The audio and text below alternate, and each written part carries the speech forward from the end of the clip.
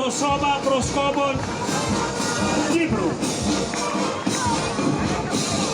Ιδρύθηκε το 1913 και για περισσότερα από 100 χρόνια παρέχει υγιεινή παιδαγώγηση σε παιδιά και νέους. Χιλιάδες Λαρνακείς έχουν περάσει από τις τάξεις του προσκοπισμού. Ο Κυπριακός προσκοπισμός έχει συμμετάσχει με υπερηφάνεια στους εθνικούς μας αγώνες και επιτελεί σημαντικότατο κοινωνικό έργο. Το πρώτο σώμα είναι το 298ο σύστημα ναυτοπροσκόπων Λάρναγας, το οποίο εδρεύει στο Δημοτικό Σχολείο Ζήνονα. Το σύστημα δραστηριοποιείται για περισσότερα από 25 χρόνια και απαρτίζεται από 100 περίπου ενεργά μέλη.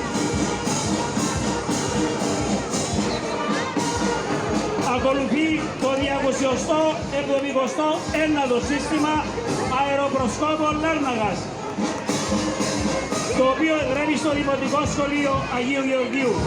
Το σύστημα λειτουργεί για 45 σύντους. Παρελάβουν και μια αντιπροσωπεία παλαιών προσκόπων του συστήματος. Για μια φορά πρόσκοπος, πάντα πρόσκοπος.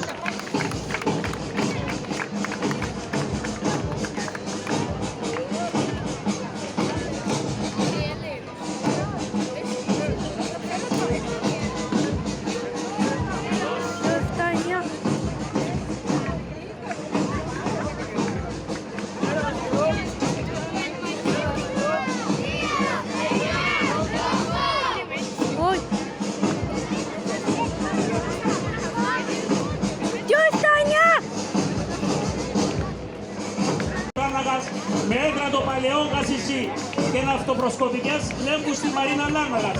Το 23ο αποτελεί το μακροβιότερο και πολυπληθέστερο σύστημα της Κύπρου, με πέραν των 80 χρόνων ζωής και γύρω στα 300 ενεργά μέλη.